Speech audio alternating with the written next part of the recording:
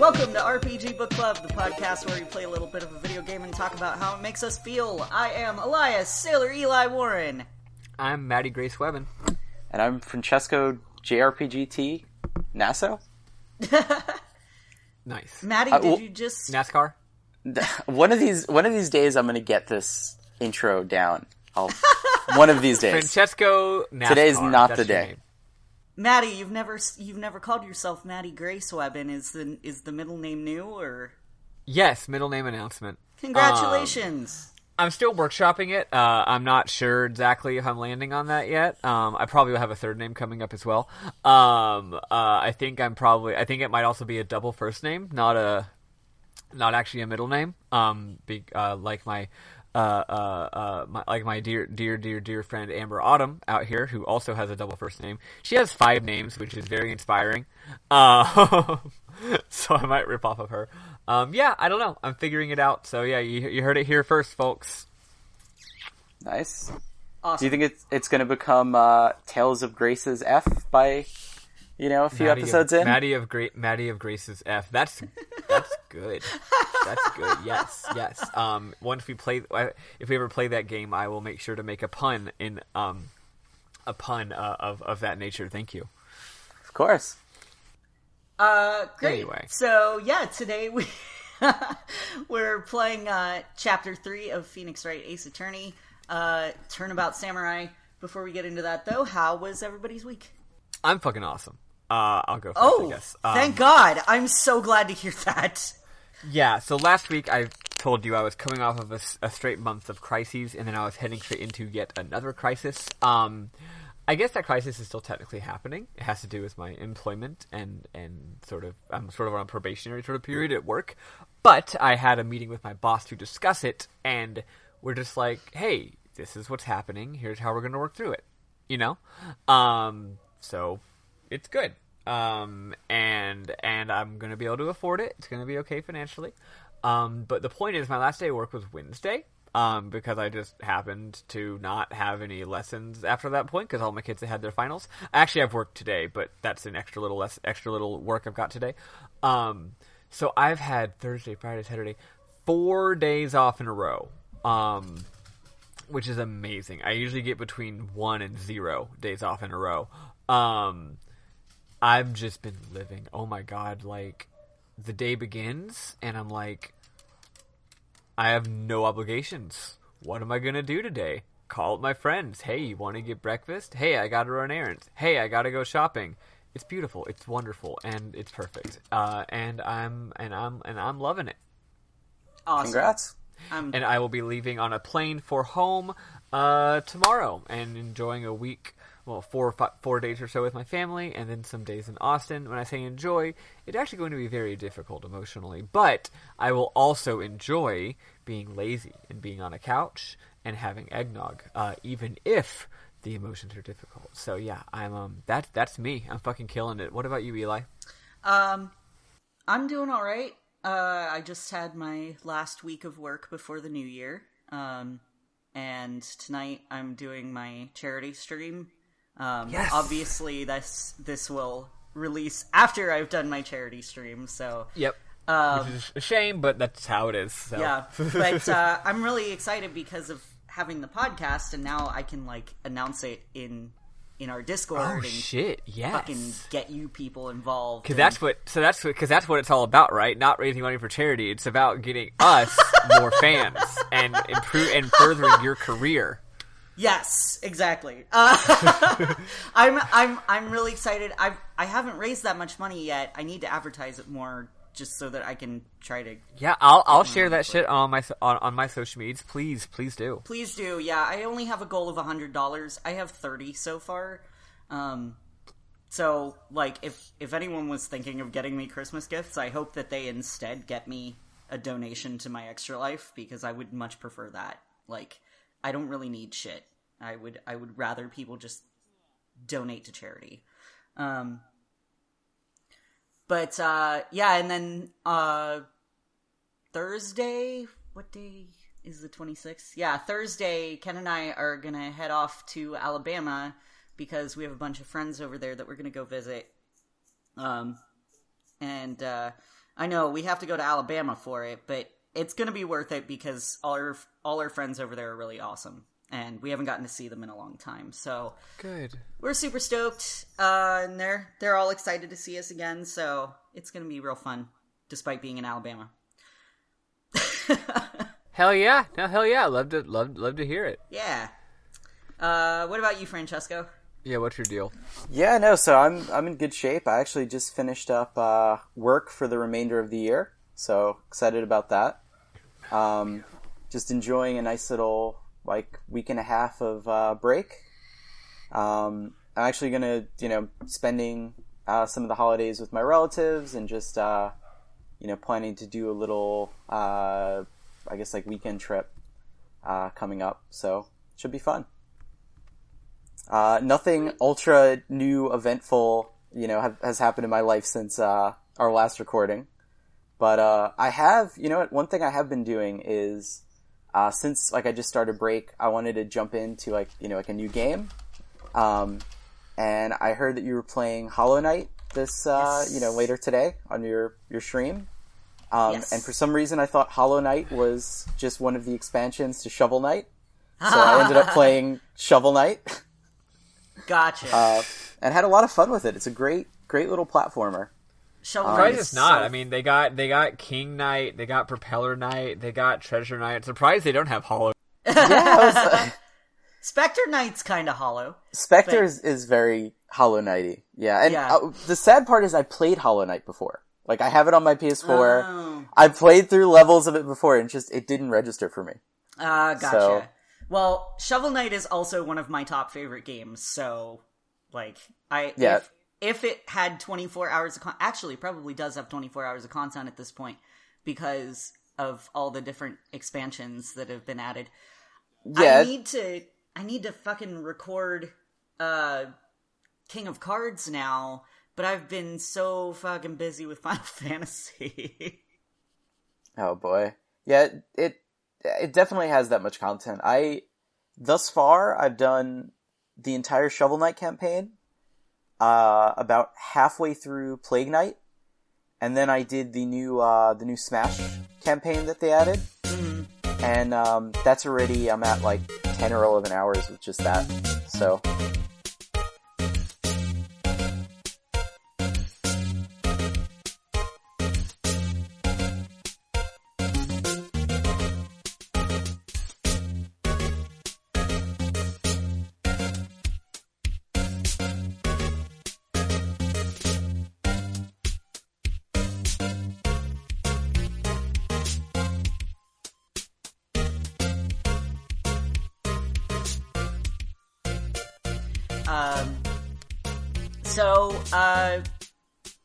We get a call from Maya to tell us that this guy named Will Powers, who is the actor playing a guy named the Steel Samurai, has been arrested for murder. They have a little bit of banter beforehand about who the Steel Samurai is, that it's this children's show. It's kind of like a Sentai show. Yeah. I'm hearing Phoenix Wright in the background there. Yeah, I accidentally played for a second there. It's gone now. I have a video in the background because I was using it to get some memorable moments. Gotcha. So the victim was this guy named Jack Hammer. He played the evil magistrate, and he was found with the samurai spear that was used by the Steel Samurai in his body. So Powers is calling to request Phoenix represent him in court. I'm having a moment right now because I've played this case 3 or 4 times, and this is the first time I got that Jackhammer. The pun was Jackhammer. Yeah, I'm so embarrassed to admit that I also did not realize that before. Maybe I did and then just forgot, but no, I think that when I played this last, maybe they always just call him Mr. Hammer or something. Because I'm a ding dong. I'm just as much of a ding dong as you. I mean, all the names are some sort of pun. So Yeah, that one was really on the nose, though. I'm I cannot believe I did not see that earlier. So they head over to meet with Global Studios, and they get confronted by this this really angry security lady who we find out is named Wendy Oldbag. I love her. She is amazing. So yeah, I think they end up going to it kind of starts like the case format of, okay, let's go to Global Studios because that's where the murder happened. Yeah. And let's go investigate. And Oldbag is the first person. She's like the security guard who watches after the studio. Yeah, unlike the previous case, this case does not just shockingly happen to us. Right. It's not like the last case where it's like, oh, we're investigating the murder scene. Why? Because we just stumbled upon the fucking murder. It's like, no, this is more normal. We're investigating because we were hired. Yeah, you visit Will Powers. He says, all right, I agree to let you be my attorney and represent me. And then that's what kicks off you going to the studio to go investigate and figure out what actually happened. Yes. So, but we're not allowed back into the employee area because, Dick Gumshoe said no. So, of course. Thanks, Dick. So we actually run into Gumshoe there, and he was apparently given a decisive piece of evidence against Will Powers by Oldbag. There was also a path that was blocked off because of strong winds to one of the studios. And Oldbag again tells us, like, no, we're not allowed to go look. But we could go into the employee area at that point. So we head over there and look around, and we meet someone named Penny Nichols. She's a stagehand. Pause. Son of a bitch.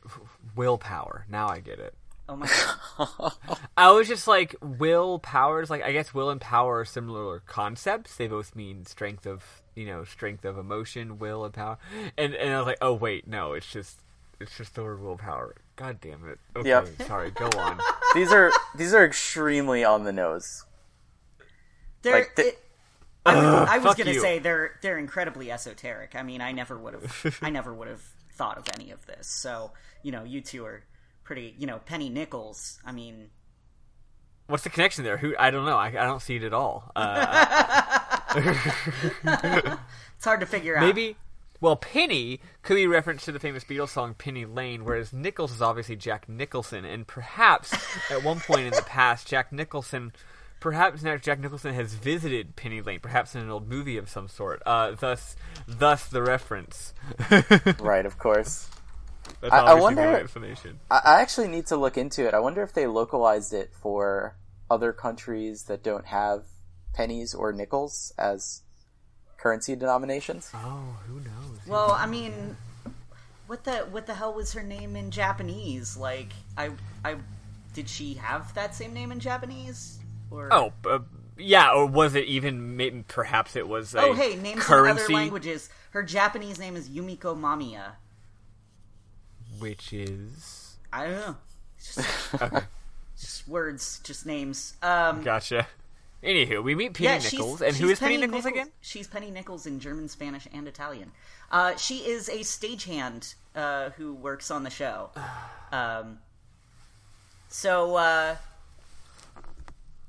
Let's see. Yeah, so she leaves, and then Maya and Phoenix look at a security computer, and then printed out the quote-unquote decisive evidence, which is a photo of the Steel Samurai heading over to the studio. And what do we obviously notice at this point, Eli? Well, what is the extremely obvious thing that anybody should be thinking if they're being a reasonable brain haver? That this is some guy in a costume. Yeah. Who knows who's in there? Yeah, you right? can't fucking tell. Yeah. the reason I prompted that is because those who are just listening and not playing the game, I think maybe we should make sure we draw them along our thought process, right? Like anybody playing this would reasonably be like, oh right, someone else could be in that costume. Yeah, like giving a little bit of context. I think like you spend most of this day trying to essentially find evidence that contradicts Old Bag, because she seems to be, I think she's like teased as being like a decisive witness who has evidence that it obviously has to be Will Powers that did the murder. And like when you talk to her, she really makes it clear, like, hey, he definitely did it. There's no one else. It can't possibly be anyone else. So once you get that picture, and that's what she says is her, like, that is how she knows it has to be Will Powers, because obviously who else would wear, you know, the Steel Samurai costume but Will Powers? I mean, obviously no one would fit in that. Yeah, why would anyone else possibly put it on? Yeah. To go murder someone. Exactly. Also, I think it should be noted that Wendy Oldbag is a huge fangirl. Yeah, she adores Jack Hammer. Yeah, she loves the Steel Samurai. She thinks he's a brilliant actor. No, the evil magistrate is the one she loves. Oh, I meant the show. She loves the show, the Steel Samurai. Yeah. But yes, show. Yeah. So she's not just she is a security guard, but she's also a huge fucking fangirl, which is why she's of course so upset. She's like, my hero got murdered, and this guy definitely did it. Yeah. There's no way that anyone else could have done it. So we get to our first day in court, and Edgeworth is the prosecuting attorney again. He calls up Gumshoe, who just kind of tells us the facts of what happened, or, you know, as much as he can. And then he calls Old Bag up, and she starts flirting with him. Which is great. She flirts with everybody. She has this great animation where she holds her hands up. It's basically like a "oh you" kind of like flapping your right hand, like, you know, like patting the air with your hand, like "oh hush" now, that kind of thing. I don't know if the words I'm saying are making the gesture apparent. I think so. This starts a nice little series trend where Edgeworth keeps trying to get the names of, like, he'll call up someone to give testimony. And then he'll ask them their name, and they will never say their name. They'll just like go on like some sort of rant or something, to the point where, you know, he has to like either say their name or like yell at them until they finally just say who they are and start giving their testimony. It's pretty great. That's really funny. So he finally gets her to actually talk about what happened. And she said that, you know, only Will Powers had gone by through her security station, and Wright shows her the picture and says, you know, it doesn't mean that the person in the costume is Will Powers. So she explains, like, the person in the costume is dragging their leg, and Powers had actually sprained his ankle earlier, as well as broken the samurai spear when they were practicing, when they were rehearsing. And so, like, there's only one person who could be in that costume, because that person is dragging their leg. Which, again, not really true. Anyone can pretend to drag their leg around. Yeah. It's almost like, why would someone do that if they wanted to murder someone? I don't know. Maybe they wanted to murder someone and also explicitly wanted to frame Will Powers. Yeah. Yeah. The other, I guess, piece of evidence in this is just that there was only one person who was in that studio that particular day. Mm-hmm. And that's where the weather kind of comes into play, in that you couldn't easily move back and forth from the studios because, you know, there was a tree that was down, and also that, you know, there was the whole fact that Will Powers seems to be the only one who has access to the studio where the murder was committed. Right. So, apparently there were also 2 photographs taken that day, because the one that we have is the second photo, but for some reason the first photo wasn't stored on the computer. And Old Bag says that, yeah, there was a photo before that, but it was just a picture of a young fan. Yeah, because they accused her of erasing the original, the first photo that was taken. And so Edgeworth says, then this definitely, that first photo, if it was a young fan, it couldn't have been anyone who could have murdered Jackhammer because they wouldn't have been strong enough to pick up the samurai spear. So Powers is really the only suspect. So we go to a recess, and we talk to Will Powers, who is, by the way, he is not the kind of person, like, when we first meet him, Maya thinks he's guilty immediately because he is not attractive. He kind of looks like a big teddy bear to me. I think he's cute. He is cute in, like, a very hairy way. Yeah, he looks like a lion, is what it is. Yeah. His hair looks like a lion's mane. Like, he's a giant lion man. Yeah, but Maya is a shallow bitch, apparently, and immediately hates him. But he's such a sweetheart, and... He's a huge sweetheart. Yeah. Oh my god. Yeah, he is just a giant cuddle bear. Yeah, he really is. And so she eventually is like, oh, okay, well, I guess you didn't murder anyone. But it's like, geez, Maya... Like, don't ever let her become an actual attorney, because she would have people thrown in jail just for their looks alone, and that would be bad. Yep. So we go and talk to Powers again, and we explain that, you know, there was someone who had been caught in camera in the costume. Powers insisted that he kept that costume with him, but that he had also left the door unlocked so anyone could have taken it. So we point that out in court, and we actually say that, you know, Old Bag could be a suspect. She didn't really have an alibi, and she had known about Powers' injury with his ankle where he sprained it. And Edgeworth doesn't object. I think Edgeworth just kind of hates Wendy Oldbag. Yeah, because she's just so... Like, everyone in the courtroom, like, even the judge, they all just fucking hate her. Yeah. Everyone except us, the player, who I think that she's hilarious. I adore this Oldbag. But also, if this person existed in real life, I would fucking hate her. She'd be so terrible. Oh, yeah.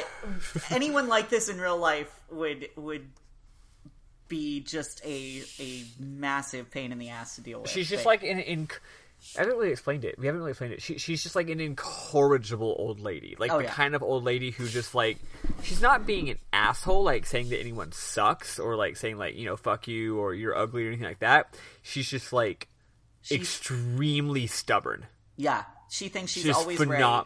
And just does her own thing and is phenomenally stubborn. So Old Bag tries to say that the young fan who the first picture was taken of was a potential suspect, but Phoenix says, you know, well, that kid didn't have a key card, so he couldn't have accessed the scene of the crime, and he therefore wouldn't be able to use the murder weapon because it was there.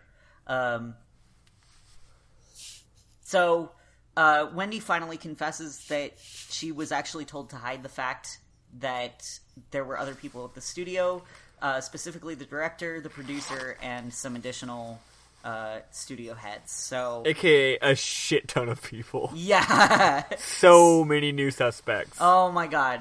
And there are a lot of them. So we head back to the studio, and we try to talk to the director and the producer. We first meet with Penny Nichols again. She's temporarily filling in for Wendy while as the security guard while Wendy is being investigated. And that the studio was actually trying to protect the producer because the producer had saved the studio at one point. So we run into the director, whose name is Sal Manella. And wait, I don't get it. Yeah, I know. I'm just kidding. It's a really deep cut. And he talks in Leet speak, which I was confused about at first. No one else is gonna get this, but that is some goddamn Homestuck shit. Jesus Christ. He apparently is very inspired by Maya's clothes. and he comes up with a new show called The Pink Princess, which is a follow-up to The Steel Samurai, apparently. But we finally get him to answer some questions regarding the day of the murder. Sal explains that from around lunchtime until 4 in the afternoon, he and the producer and some others had been in meetings in the Studio 2 trailer. So seeing that he had a likely alibi for this, Phoenix and Maya just kind of left, and they went to go find the producer. So on their way, though, they run into a little boy. His name is Cody Hackins, and I hate him. He is an obnoxious little prat. And this, I'm surprised Phoenix doesn't just smack him at some point. But I guess Phoenix is a good himbo guy and doesn't want to hurt a child. He's the goddamn worst. I think stand this kid.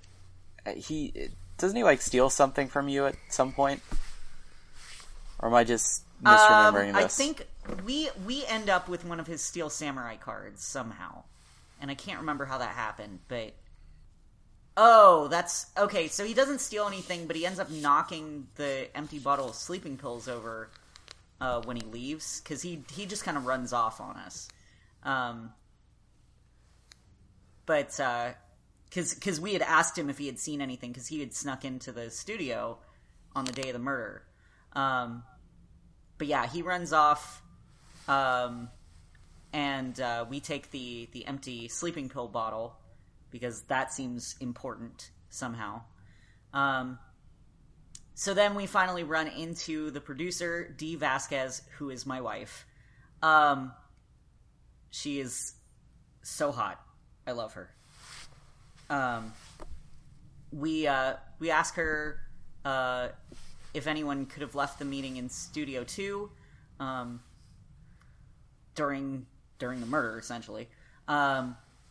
She shows us the broken head of their studio mascot, who is Mr. Monkey.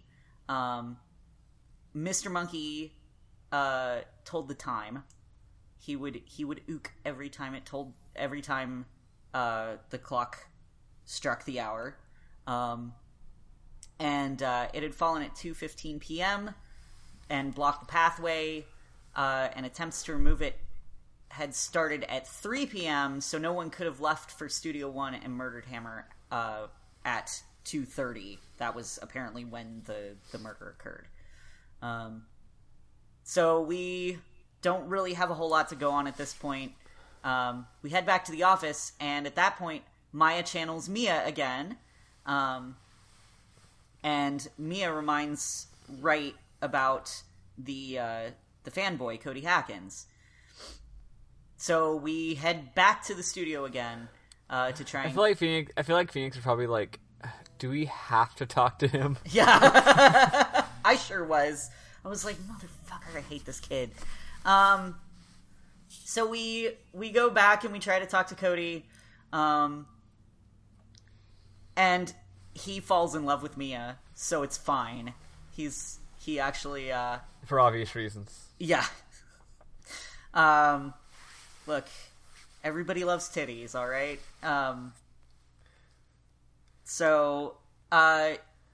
He gives her a copy of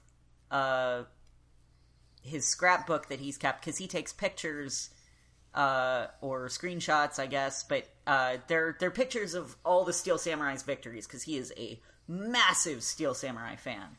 He's got the collectible cards, and he just is super into it. I mean, he snuck into the fucking studio.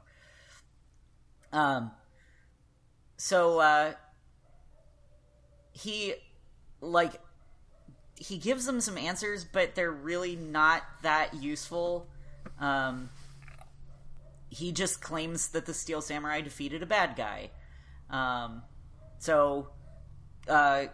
Gumshoe happens to overhear this, because Gumshoe is fucking omniscient and omnipresent. Yeah, no matter where you are, what you're doing, because the way this game works, of course, is that it's all just like flat. It's just like it's VN style, right? It's like you have a screen with the background of the location you're in, and whoever you're talking to is in front of you, right? So you don't really see, it's not like it's 3D or anything. So you're just talking to someone, and then all of a sudden there's a sound effect, bam, and now Dick Gumshoe's on screen, and he's like, "Hey, what are y'all talking about over here?" I was off screen. Why are you always around somehow? Yeah, he I feel like he almost shows up unexpectedly. I feel like he almost shows up in almost like every location. Yeah. In this fucking trial. Like, doesn't matter who you're talking to. Oh, here comes Dick Gumshoe. Hey, pal. Like, oh, it's a good thing. It's a good thing that I love him. Yes. he's a good boy. I also wonder why he is the only detective. Yep. Like, supposedly, there are other people who work in his office, but anytime you're in his office, there's no one else around, and you can hear voices off screen sometimes, but I almost, picture them as, he's moving his head to the side and holding his hand over his mouth and, pretending that hey, austerity's a bitch. Maybe they can't afford enough detectives. The good news is he's probably making bank. He gets so many hours. He's working overtime every week. Probably because people are getting murdered goddamn constantly. For real. So he places Cody under police protection, which is probably a good idea. So I'll just say that he is incredibly underpaid. Yeah. they actually they make jokes about it because Edgeworth controls his it doesn't really make sense. For some reason, Edgeworth controls his salary, even though he seems like he works as part of the police force in some capacity. He's the police's prosecuting attorney or something like that. He has some connection to them at least. Right. So what ends up happening is Edgeworth will deduct his pay every time that Gumshoe screws up, which is every time. And so which is how you know that Edgeworth is the bad guy. Because he uses pay in order to, he uses the fear of pay cuts to control somebody, which is, for the record, one of the most evil things you can do. Yeah, it's actually somewhat sad because you'll have Gumshoe who'll say something to the effect of, wait, that was supposed to be the money that I would be able to use to afford ramen this month. Just severe, crippling levels of poverty. Yeah. Actually, it's interesting. Money and salary and being broke is actually a very, very recurring theme in this story, because Phoenix Wright's the same way. Phoenix Wright's always I think at the beginning of this chapter, he's we opened Phoenix Wright law offices a month ago and we haven't had a case, or maybe business has been slow, and of course attorneys are highly paid, but not if you only get one case a month. Right? But so Phoenix is always talking about how he's broke. Gumshoe's always talking about how he's broke. That's in later games, other characters are talking about how they're broke. You know what? Very relatable. Very relatable. Not just that I'm broke and they're broke, but I mean I was gonna say, and Edgeworth has his custom Ferrari that is modified to have the exact shade of, purple as his suit, or maroon, or that red color. Yep. So, what I was gonna say is, what's relatable isn't just he's broke and I'm broke. What's relatable is that everyone's broke. Because that's the thing about being a millennial. It's not that I'm broke. It's that I'm not it's every person I know is as broke as I am. That's just a millennial experience, I feel like. So yeah, it's fun being this is taking place in Japan, and it's a totally different culture than America, and yet it does feel like it's the same shit. Yep. Yeah. Anyway. So, let's see. Okay, so we call, at the next day of court, we call Salmonella to the stand. And we talked to him about whether or not anyone at Studio 2 was involved. Let's see. So Manella explained that after they had the action run through, he went to Studio 2 for a meeting, and did not leave his seat for the entire time. We ask Sal who ate at the table outside of the trailer, because there was a table out there where some people ate lunch. So he says that he and D. Vasquez, the producer, had a break and had T-bone steaks for lunch out there. We press for more details, but we don't quite imply that someone left the studio to kill Hammer. And Edgeworth makes sure to bring up the fact that Mr. Monkey's head, although he calls him Mrs. Monkey, Mrs. Monkey's head was blocking the studio entrance, so there wouldn't have been any way for anyone to get through. So then we have a short recess, and then we call Cody Hackins up. He has his camera with him. I think that's... At first I thought it was because, like, they can't change the art, or they just didn't bother to change the art, but no, he's actually got his camera, which he's not supposed to have. But he was only willing to testify if he was allowed to bring the camera with him, because this kid is an obnoxious, impossible child. Yeah, God, so many annoying kid, annoying old lady. Everyone, like, it's like, y'all know there was a murder, right? Yeah. Like, y'all know this is serious, right? And they're just like fucking around. Yep. God. Yeah. Well, I mean, this is the universe that they live in, I suppose. Yeah. It's just every court is a kangaroo court. So okay, so yeah, and Cody even mentions, like, he carries it everywhere, but it's a new camera, so he's still trying to get used to it. So he explains that yes, he snuck into the studio that day and found the Steel Samurai in battle, but he didn't actually have his camera with him. But we are like, but you always have your camera with you. Why would you not have your camera with you? That doesn't make sense. It's literally part of your character art. Yeah, how can you ever not have it with you? It's permanently embedded in your .jpeg file. You try to throw it away and you can't. Yeah, it is attached to your hands. And Edgeworth actually gets on our case for being mean to a child, which is like, first off, this kid's obnoxious. Secondly, he's in court. But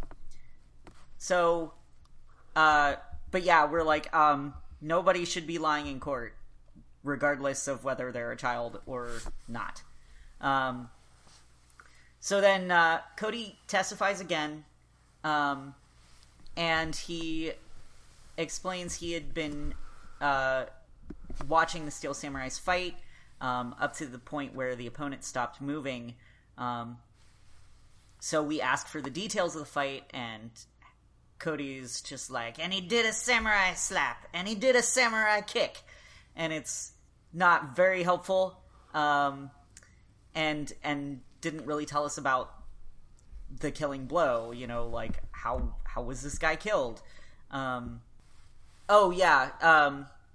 Cody had said he paid attention to the whole fight, but he didn't have any information about what happened at the killing blow, and it turns out that he had his camera, but he had been fumbling with it because it was a new camera, and he wasn't quite sure how it worked. And yeah, he was about to get a picture of it, he says, but he couldn't get the lens off in time, or the lens didn't open in time. He couldn't get the lens cap off. But we don't believe him. And we're like, why did you erase the photo that you took? And Cody kind of stumbles over that. And because he's got this Path of Glory scrapbook where the Steel Samurai has all his victories. And why would you not have a picture of that? And as it turned out, the reason was because Cody actually watched the Steel Samurai lose the fight, and he was in denial about it.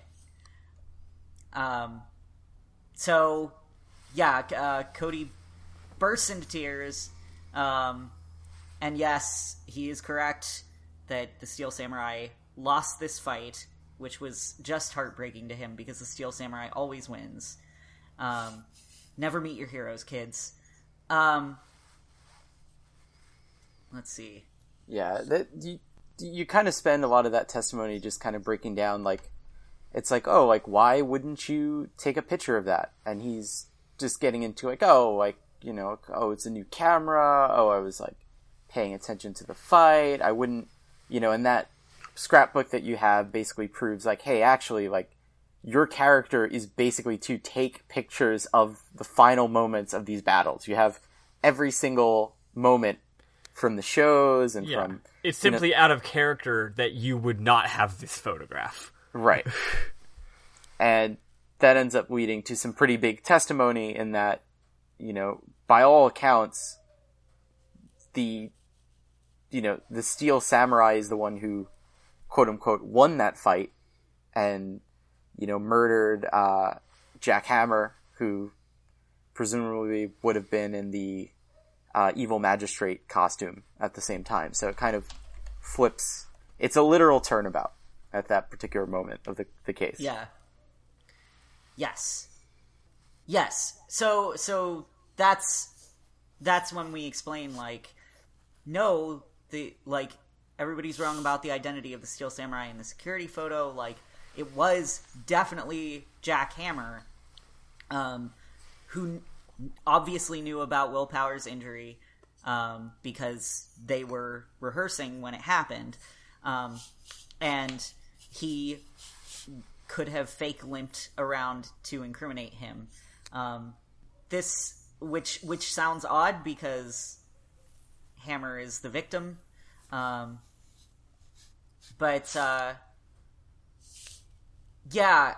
Cody even mentions that the Steel Samurai was moving strangely because, like, Cody knows fucking everything about the Steel Samurai to the extent that if someone else is in the costume, he can tell by the way they're moving.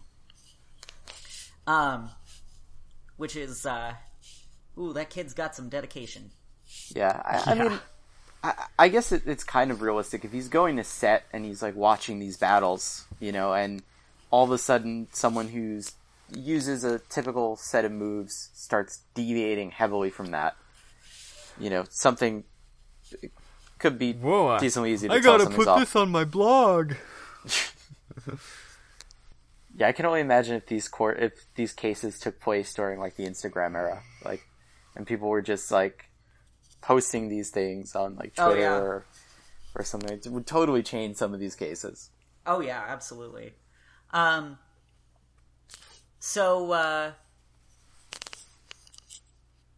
see. Yeah, I think, like, at this point we pretty much start to think that, well, we know Will Powers is not, the person who committed the murder. Mm-hmm. We start to suspect that Jack Hammer might have actually had something to do with it. Yeah. Even though he ends up being, like, murdered in the end.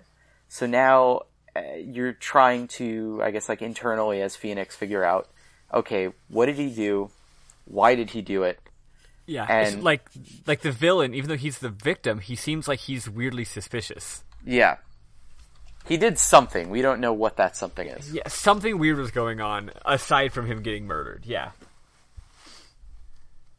So, and Cody actually did save a photo from that day that he gives to us, and it was a photo taken at the gate of Studio 2, meaning that the murder actually took place there and not at Studio 1 where the body was found. So this is a pretty significant revelation because it means that somebody done moved that body. And it also means that Dee Vasquez and Sal Manella, the producer and director, were at the scene of the crime. They were the only ones with access to it because of the fallen Mr. Monkeyhead. Edgeworth points out that this still doesn't really explain the theory of Hammer stealing the Steel Samurai costume, and ask for proof of that. So we pull out the bottle of sleeping pills. We don't have absolute proof, but we think that Jack Hammer actually drugged Will Powers so that he could steal it, because Will also explained he kept his door unlocked. So we get that checked for fingerprints, and then the trial gets extended another day. Yep, because of course, once again, everything has just exploded. Yeah. Yep. So we go back to the office, and we've got this like 3-day trial system where court cases have been happening so frequently that we have to end them in 3 days, because reasons, and there's just too many crimes. There's too many crimes, so they got to move them all through the system really fast. Yeah. So it's just like, 3 days, that's it. So kind of just an artificial way of extending the length of enhancing the tension by saying, "Oh no, this is our last day. We got to make sure we solve it." Yeah. So we go back to speak with Will Powers again to learn more about Vasquez, Manila, and Hammer. Apparently, Vasquez had appeared at Global Studios about 5 years ago, after Hammer had after he had fallen from stardom. Like, he had been a star in his own right, and then he ended up getting cast as this evil magistrate role, which was like, Wendy talks about this at some point, and I don't know if it's later or what, but he had just been some incredible actor who was very beloved, and then he got roped into this role for the Steel Samurai, and Sal had actually just been like a straight to video director until he met Dee. I don't want to know what he was directing. I don't either. Straight to video. Nope, not at all. He's gross, and I hate him. So we head back to Global Studios to get information from Detective Gumshoe. We get Will Powers' plate from lunch on the day of the murder. I'm sorry, we already had it. It was confirmed that it contained traces of sleeping pills. We saw it earlier, but we didn't know the significance of it. And yes. Then once this whole thing about that he was potentially that Will Powers potentially received sleeping pills, which caused him to pass out and not, remember, like, see or be active for any part of the murder. We then go and find, get that particular plate tested to see if it actually contains any of the, any evidence that sleeping pills were added to that plate. Mm-hmm. Yeah, so, we did find Jack Hammer's fingerprints on the sleeping pill bottle, so that confirmed our theory. So we go meet with Penny Nichols, and she tells us that the Steel Samurai is actually being canceled, which Maya is super sad about. The studio is actually not going to do any children's shows anymore. We show Cody's album to Penny, and say that, the studio shouldn't stop making children's shows, because that's gonna be really disappointing to people like Cody. Which, why do we care? I don't know. I hate that kid. So she tells us then about the incident finally that happened 5 years ago when Dee Vasquez showed up. It turns out Jack Hammer was working on a movie, but during the shooting, he accidentally pushed another actor off of a railing, and the guy got skewered on a fence, and it killed him. So, and Dee Vasquez was there. She kept the accident silent, but she has been using it to blackmail and control Hammer for the last 5 years. So then we head over to Wendy Oldbag. Excuse me. And we mention the incident from 5 years ago where he killed a guy. And Oldbag immediately starts defending Hammer. We also mention about Hammer stealing the Steel Samurai costume. And we show her the plate that had the sleeping pill remnants on it. So finally, Wendy is like, all right, I give up. Let me tell you more about what happened with the accident and with Vasquez.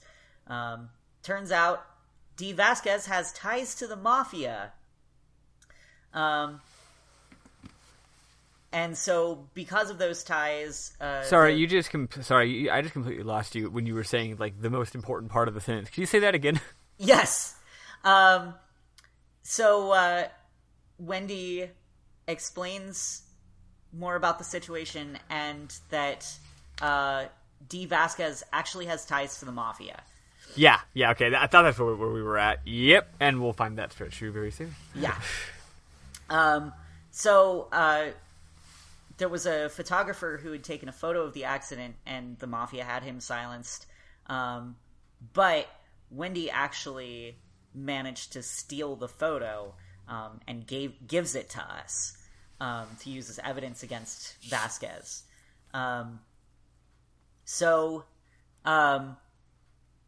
like at this point, I'm like, why the fuck were you hiding this from us? Like, you love Jack Hammer. Like, shouldn't you care? But I guess at the same time, like, if this lady has ties to the mafia, yeah, maybe you want to keep your mouth shut. So, a little bit of a catch-22 for Oldbag there. Mm-hmm. So, we head to the studio to confront Vasquez, which immediately seemed like a bad idea to me. We're just gonna go poke the mafia with a stick, just sort of rustle that beehive. It'll be fine, I'm sure. I mean, it's we already went after Red White and like presented proof that Red White killed a guy or killed a girl directly to the guy who was bribing everybody. God. Hey, this guy has dirt on everyone and controls everything. Let's just go and tell him that he killed someone. I'm sure it'll be fine. Yeah. So, Phoenix Wright is peak himbo.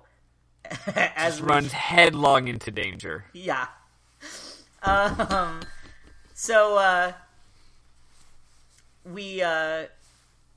We talked to Vasquez, and that like she had just reduced Hammer, who was this brilliant actor, into working on children's shows, and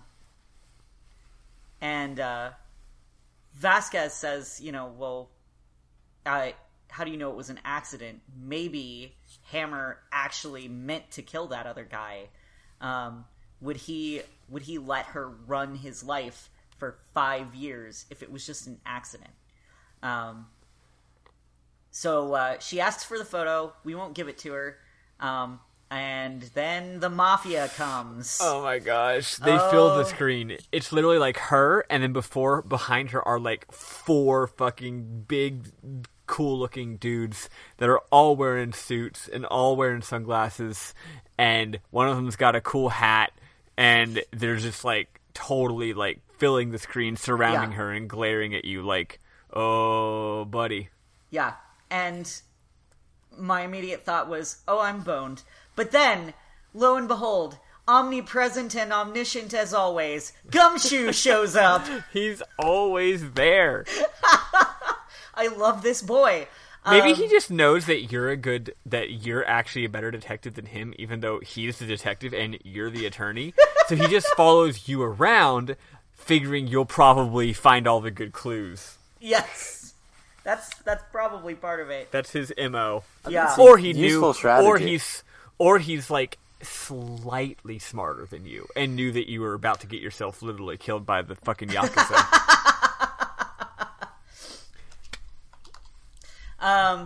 So, alright, where was I? Oh yeah, so, Gumshoe, murders. I was gonna say Gumshoe murders Vasquez, but no, he arrests her. So now we have a clearer motive for murder, and we head back to court. Okay, so, Vasquez takes the stand now. She explains that they were in Studio 2 that day for a meeting, which had stopped at 2:30 for a 15-minute break. She and Sal had T-bone steaks and driven the van to get to Studio 1. Phoenix actually mentions that there were no bones left on the plate at the studio, and claiming the witness hadn't eaten steak but had thrown it into an incinerator. Instead, Dee had met with the Steel Samurai and fought and killed him. She says, well, I couldn't have held the samurai spear. I'm too small and too weak. Weak and womanly. Yeah. But Phoenix is like, well, the samurai spear wasn't the murder weapon. The handle was broken off and fixed with duct tape. Wendy Oldbag said she fixed it with duct tape. So he explains, like, it definitely could not have pierced through both the costume and Jack Hammer. And he pulls out the photo that Oldbag had given him, that shows the spiky fence post near the trailer, and says, like, all that Dee had to do was push Hammer off the stairs and onto the fence, just like what happened with that previous incident. So she's like, well, if the murder happened in Studio 2, then how did Hammer end up in Studio 1 wearing the evil magistrate costume? So the van was right there. She mentioned that they had driven over to Studio 1. And so Phoenix says, she and Salmonella had now had disposed of the old Steel Samurai costume. They dressed Hammer up in the evil magistrate costume and hidden him in the van until it was time to go to Studio 1. And then Vasquez is like, well, you don't have any real proof. So the cross-examination is about to end, but Edgeworth actually objects at this point. And it's really funny because he yells out objection, and the judge is like, yes, and Edgeworth's like, I was hoping to think of something while I was objecting. Which, like, that's Phoenix Wright's trick. Yeah. Right? So I love here we start to see... Well, and I was going to mention this in memorable moments, but in the previous day of the trial, the kid just drives Edgeworth insane. Oh, yeah. Like, Edgeworth cannot deal with the fuck... What's the kid's name again? Cody Hackins, yeah. Edgeworth cannot deal with a child. He is much too sophisticated and respectable to deal with the fucking kid. So everything... He can't get him to say anything. The kid doesn't listen to him. It drives him crazy. And now you see he's, like, being pushed to his limit. He's just like, oh my god, I am such a professional, successful, intelligent attorney, but here I am just completely unhinged.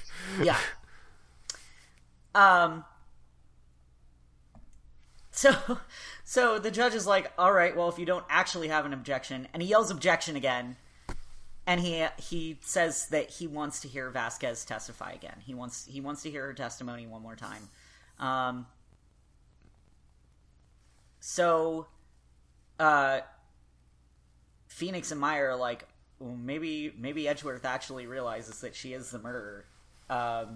So she testifies and says that she, Old Bag, Sal, and Penny Nichols had been the first ones to discover the body.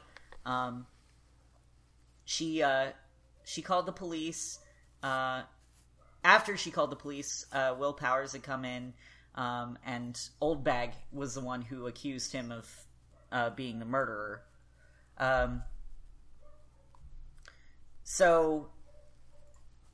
Okay, so yeah, Vasquez... Sorry, for some reason words just stopped making sense for a second. Take your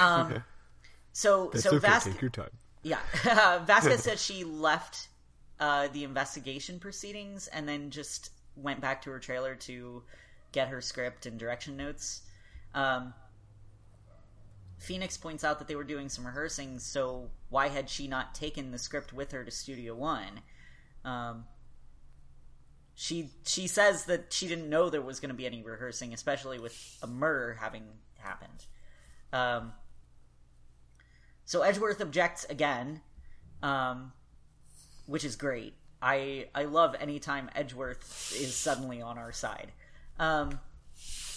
He says that the only way that Vasquez would have known the rehearsal was canceled is if she had known about the murder in the first place. Yeah. And the judge actually asks, like, are you considering a career change to defense, Mr. Edgeworth? He explains that he just wants a proper explanation from the witness, regardless of his courtroom role. And I feel like what's going on here is, like, he's annoyed because, like, he's trying to do his job, but his own defendants or his own people are withholding information. And it's like, he's smart. He's apparently this genius prosecutor, but how can he be a genius and win if people don't fucking tell him what's going on? Yeah, exactly. So he's, like, annoyed, right? Yeah. So she explained that she knew that Jack Hammer was injured, and therefore he couldn't perform for the rehearsal. Phoenix points out that Powers, not Hammer, had been injured in the run-through, because Will Powers, again, he had sprained his ankle. Vasquez then blames Sal for mixing the two up, but we remind everyone, Manella had been at the run-through. He would have known which of them got injured, and that Vasquez's confusion over who was injured was because of Hammer wearing the Steel Samurai costume and pretending to be Will Powers. So Vasquez says, well, I didn't have anything to gain. He was still a star. He still worked for me. And so we talk about the last 5 years where Vasquez had controlled Jack Hammer, and that she was making him work very low-profile, low-end acting jobs for very little money. And, oh, look, there's that theme again. Yeah. Of people being broke. Exactly. And that that would have given her, or would have given Jack Hammer a motive to kill Vasquez, but not the other way around. Yeah. And Phoenix is like, yeah, that's true. Because Hammer had actually planned to commit a murder that day. He had stolen the Steel Samurai costume and wore it in order to frame Powers for killing D. Vasquez. And as it turns out, she accidentally killed him in self-defense. So she finally admits to what happened,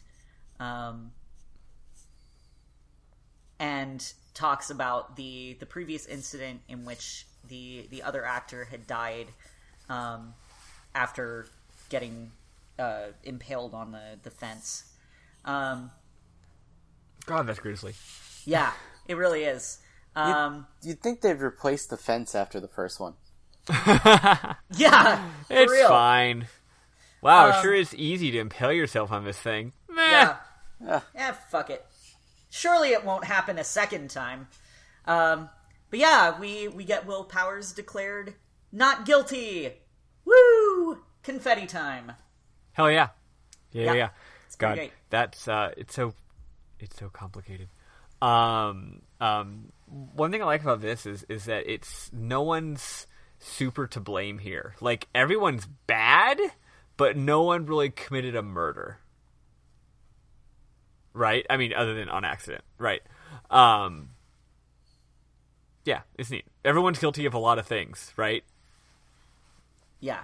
Yeah, I think what you're getting at is, like, it wasn't fully premeditated, or it wasn't like, I wanted to kill this person, so I am going to do that now. Yeah, it's like I was defending myself against this person from murder, but also I was really terrible and did a lot of crimes. Right. Exactly.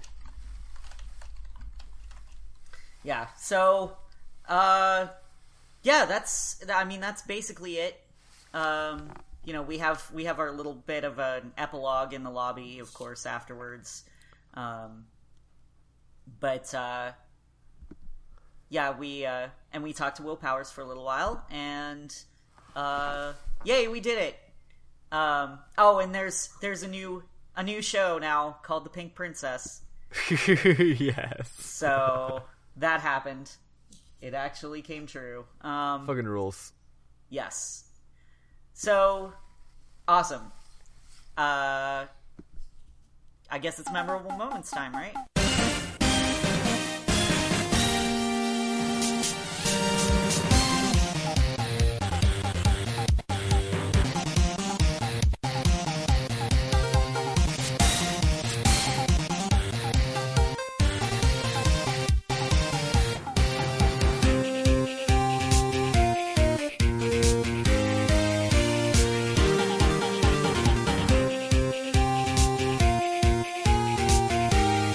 Yeah. I just got a few, so I'll do mine. Oh wait, stop it! Ah, my computer, help! Okay, we're good. Whew, it's all fine. Let me open these up. Let me open up these images. I just love Wendy Oldbag. I love everything that she does and says. I think she's fucking hilarious. One of my favorite tropes in all of media is when someone's really annoying, but what's funny is not that they're annoying, because they are annoying, but when the other characters are being annoyed. That's one reason why, against all reason, I really love Jar Jar Binks. It's not that Jar Jar Binks is funny, it's that Qui-Gon Jinn is funny when he's being annoyed by Jar Jar Binks, right? The straight man getting annoyed by the goofy man is like, David Spade, Chris Farley, right? So yeah, the fact that Wendy Oldbag drives everyone insane is great. Yes. Also, I think it's funny that early on when you first meet her, she's like, "Hi, I'm Wendy Oldbag. I'm the security guard, whatever." And then she goes, "It's my job to make sure that gawkers like you stay out." And I'm like, "Aw, she doesn't let reporters from Gawker Media in. That's sad." And then she eventually sued them, and they got shut down. That's sad. They should unionize. Let's see. I like the idea that Phoenix Wright has a good line against Miles Edgeworth. Miles Edgeworth is like, "Hey, Your Honor, yeah, I know cameras aren't allowed, but like this kid said he would only testify if he had a camera, so like, can we just let him have the fucking camera?" And Phoenix Wright points out that Miles Edgeworth literally had to bargain with a kid and with like a 9-year-old and lost.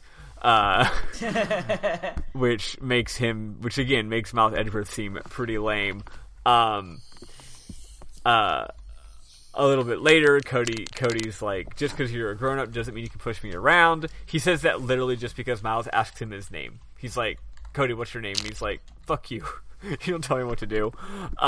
Again, drives him insane. He says that Phoenix Wright might cause unnecessary trauma with his cruel questioning. And then my final one is from a little bit later. I forget what exactly is happening, but you're talking to the old bag. She's being a pain in the ass, right? And Maya is like, man, what a pain in the ass. Phoenix, you don't think I'll ever grow up to be that much of a pain in the ass, do you? And Phoenix goes, I don't know. It's possible. Yeah. And she is she doesn't like to hear that. You'd think Phoenix would be like, no, you're a sweetheart. He's like, I don't know, fucking maybe. And, that's realistic, He's like, hey, life is long and complicated. Who knows, Maya? I love you, but maybe you're gonna turn out maybe you're gonna turn out that you suck in 50 years. So that frankness is weirdly enough. I said earlier that the kid drives everyone crazy. He doesn't really drive Phoenix crazy. Yeah, no, Phoenix is very patient with Cody. Phoenix handles him great. He's a himbo, but he's also Phoenix has big dad energy. I was gonna say the same thing. Yeah. Yeah, he's a dimbo actually. A dimbo. Yeah, he's got big dimbo energy. He would be a great father if he ever was one. Yeah, he's just endlessly patient with these fucking kids. And he even, he talks to them on their level, I didn't get any screenshots of this, sadly, but there are times when he's just like, oh, tell me more about this, That's what you gotta do with a kid, If a kid's like, guess what I saw on TV last night, you'd have to be like, wow, that's amazing. Tell me more about that. That's crazy, because you're validating their feelings, right? Anyway, and Phoenix does that, and that's why the kid cooperates with him a little bit more than he cooperates with anybody else. And that's why Miles Edgeworth fucking hates him. It's great. It's good shit. Those are all mine. Yeah, my main memorable moment is just the bit with Edgeworth objecting and then not coming up with anything to object with, and trying again afterwards. It was so fucking funny. It really humanizes him. Yeah, it does. Because he just seems like this stuck up, kind of insufferable asshole for a while. But it's clear at this point that he really cares and he really wants to find the truth. He doesn't just want to put someone behind bars. Everybody's like, oh, he's ruthless. He's always going to get a guilty verdict, because that's what he does, no matter what. But it's very clear at this point that no, he's not just out to get a guilty verdict. He's out to get the correct verdict. And he doesn't fabricate any evidence this time around. Does he? No, he does not. Yeah, he doesn't. And also that is getting at, and I'm sure Francesca, I'm sure you will back this up. One of the themes of a series that if you play all the games you see really comes up is the idea that even though the prosecutor seems like your enemy, really the defense attorney and the prosecutor they're working against each other, but they're also a team. And if both sides give it their all, you'll find the truth. Right? And that's why, prosecuting evidence I think goes against that, but that's why Edgeworth always gives it his all, because if he doesn't try it's like if you're playing a game or a sport against someone, and if they cheat, you're not mad because they won, you're mad because you didn't get to have a fun time playing the game, right? Or if someone isn't you ever play a game against someone who isn't putting their full effort into it, they're just kind of lackadaisical, and you're like, come on, I want a worthy opponent, right? But yeah, Edgeworth just wants the truth. Now, he does go hard and always thinks that his guy's guilty, but I think that you could say that any case he takes on, he's already really sure that their person's guilty. That's why he takes the case on to begin with, right? But once he realizes that he's wrong, he's like, oh shit, I am wrong about this. We need to find the truth. I love Miles Edgeworth. He's a wonderful character. Right. Yeah, and in the series, there'll be other prosecuting attorneys as well, and we've already met one of them, for the first case when we had good old Winston Payne. Yeah. So what you'll tend to notice is that some of those prosecuting attorneys are very about just, I need to prove my point that the person is guilty, and I will do whatever it takes to get a guilty verdict. Whereas, specifically for like this instance, for this case in particular, you know, you get some of those vibes from Edgeworth, but, you know, towards the end of the case, it very much seems like even if he doesn't get the verdict that he's out for, he's sort of looking for the truth, and he wants to find out, you know, exactly. And that's what makes him kind of a challenging prosecutor to go against, because you're not going to have an obvious lie that was made up on the spot that you can then just debunk later down the line. You know, he's going to look after the truth, whether it helps you or harms him. And that could be just as dangerous from the perspective of proving your overall case. You know what's cool? It's cool how much they characterize this character so richly, despite the fact that you never, like, you don't, like, talk to him or hang out with him outside the courtroom. Like, all you get from him, and you do a little bit later, but not in the much. courtroom, yeah. For right now, it's just in the courtroom But interactions. just those interactions are so fucking characterful, and you already see him growing. Like, you know what I bet? They don't explain this, they don't say this, but it makes sense. You know what I bet his inciting incident that caused him to start changing was? Y'all can probably guess.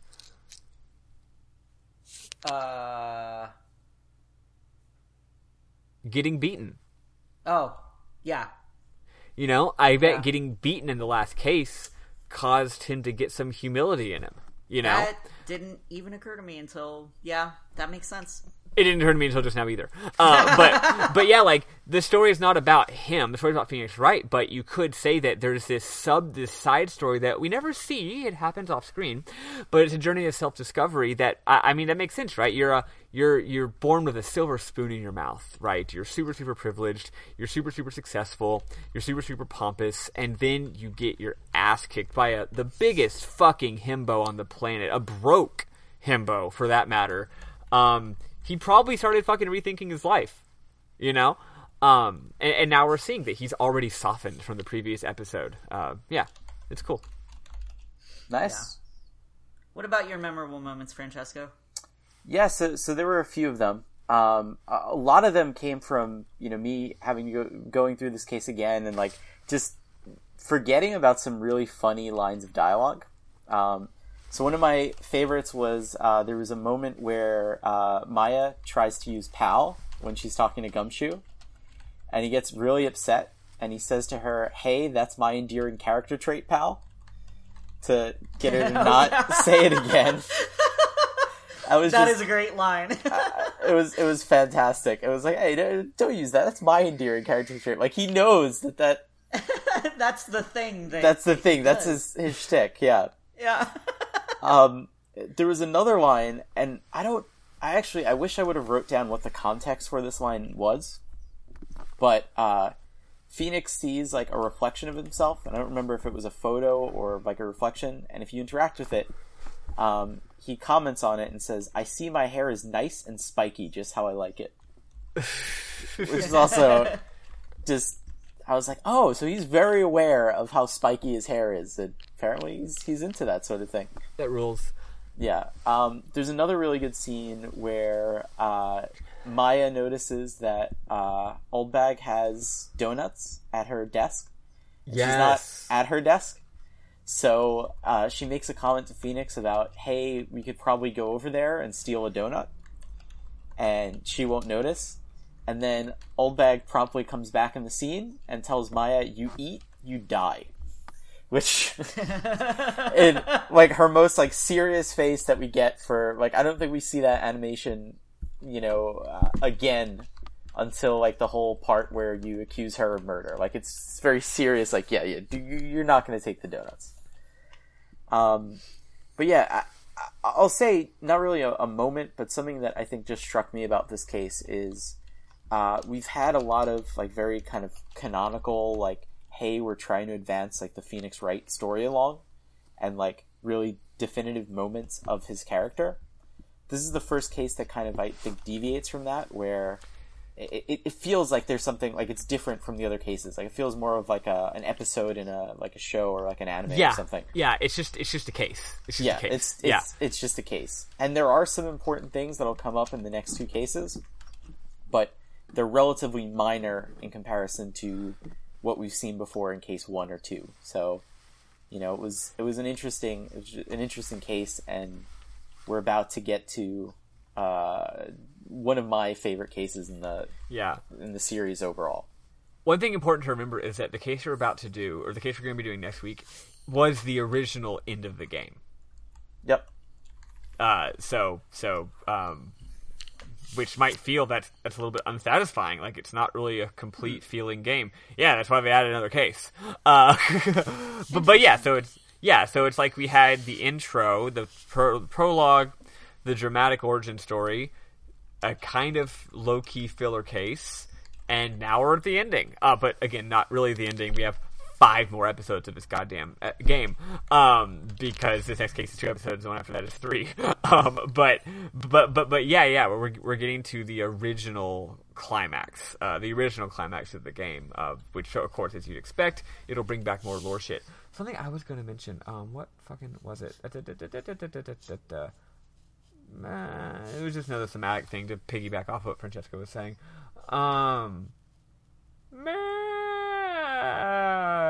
Never mind. We'll stop recording, and then you'll get it, and then be annoyed. Of fucking course, obviously. Well, cool. So next week we're only playing half of Chapter 4. Is that correct? Right. So we gotta figure this shit out because it's gonna be a little bit tough. So let's just take a look real fast. The next one is called Turnabout Goodbyes. So let's find it out. Turnabout Goodbyes. Let me think for just a second about what would be a good place, because I basically remember. Well, I mean, I guess. Obviously, Francesco knows this game better than I do, but let's see, what would be a good place to stop? You know, I'm excited about the idea of stopping a case halfway through, because we're going to get to, like, talk predictions and stuff. Which we weren't able to do this time around. I think somewhere in day 2 would probably be a good point to end it.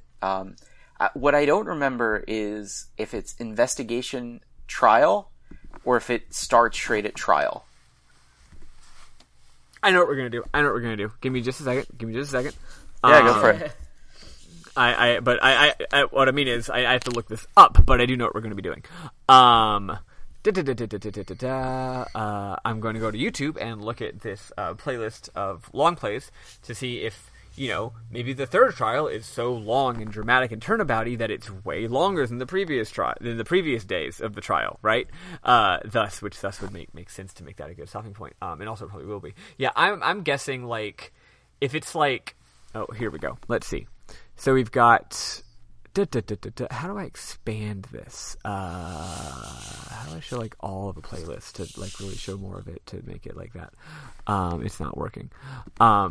So we got day 1 investigation, day 2 trial, and then day 2 investigation, and then day 3 trial, and then day 3 investigation, and then day 4 trial. So it's the same. Oh, wait, nope. Yes, okay, day 4 trial is quite long. So yeah, that makes sense. It's extremely long. I'm thinking stop after day 2 or day. They call it, so the trials are actually on days 2, 3, and 4, but whatever. The point is, stop after trial 2. Okay. Obviously, we're on the second day of 3 of trials, and there's going to be a big twist at the end, and then they're going to say, we got to delay the trial another day. Let's go do some more investigation. Bada bing, save game. Easy peasy. That way we can do our predictions, blah, blah, blah, blah, blah. And then I think doing our predictions before we investigate makes more sense, because then we have less to go on. Because after you do all the investigation, it's like, oh, well, now we figured it out, right? Yeah. I mean, maybe we wouldn't figure it out because we're dumb, but you know what I mean. Cool. Well, so I think that does it for the week. If you like what you hear, you can check us out on. Oh, you know what? I forgot to plug our. Oh wait, hold on. I remember the thing I was going to say. Oh, and I'm glad I remembered it, because it's not just a memorable moment; it's advice. One thing y'all should try doing is you can show your inventory items to characters when you're investigating, and a lot of the time they'll just be like, why are you showing me this? It's like a canned response, like, why are you showing me this? But you sometimes will get funny reactions, but you will almost always get a unique reaction if you show them your attorney badge. So, like, if you want to, you can show your attorney badge to, like, everybody. And it might not always be funny or weird, but it's something you can just try doing, right? I actually didn't do it this time around. I just remembered that you can do it. So, for next time, if you want to have a little bit of fun, just anytime you're interviewing anybody, you're like, here's my badge. And they're like, yeah. A lot of the time they're like, yeah, I know, you're an attorney. Why are you showing me this? But it's a good time. Sorry, just wanted to get that out there. Sorry, now let's go on. Eli, plug your shit. Okay, so if you liked what you heard, you can check us out on shit, I forgot our entire outro. You can check us out on rpgbook.club, That's our website. Which has links to all kinds of stuff, including it has link to the podcast feed itself. It has link to the store. It has link to our Ko-Fi, where you can donate to us, etc. If you really like what you hear, you can become a member. You can become a donating. You can donate to us on our Ko-Fi, which allows you to get various bonuses, the main which is getting to vote on what our next game is going to be. And rpgbook.club also has links to our Twitter and our Discord. The Twitter is just at rpgbookclub. The email is something, probably rpgbookclub@gmail.com. Yeah, and then the Discord does not have a catchy URL, so if you can have a link in the description, or you can check out the link on the aforementioned rpgbook.club website. Wow, I remembered all of that shit. Sam, for the love of God, push out that baby now, because I cannot do this without you. I have no fucking clue what the hell I'm doing. It's awful. I am the worst. Sam, we're so bad. We need you. You're our only hope. You're our strength. You are our rock. We can't even. How dare you have a baby? I know. Anyway. Leaving us here, abandoning us. You're supposed to be our dad. You're supposed to bring balance to the Force, not leave it in darkness. Cool. Well, I guess that'll wrap it up. For RPG Book Club, I've been Elias Sailor Eli Warren. I've been Maddie Grace Webben. Francesco JRPGT Nasso. Toodaloo, folks. Take care. Bye. Bye. God, we're the worst.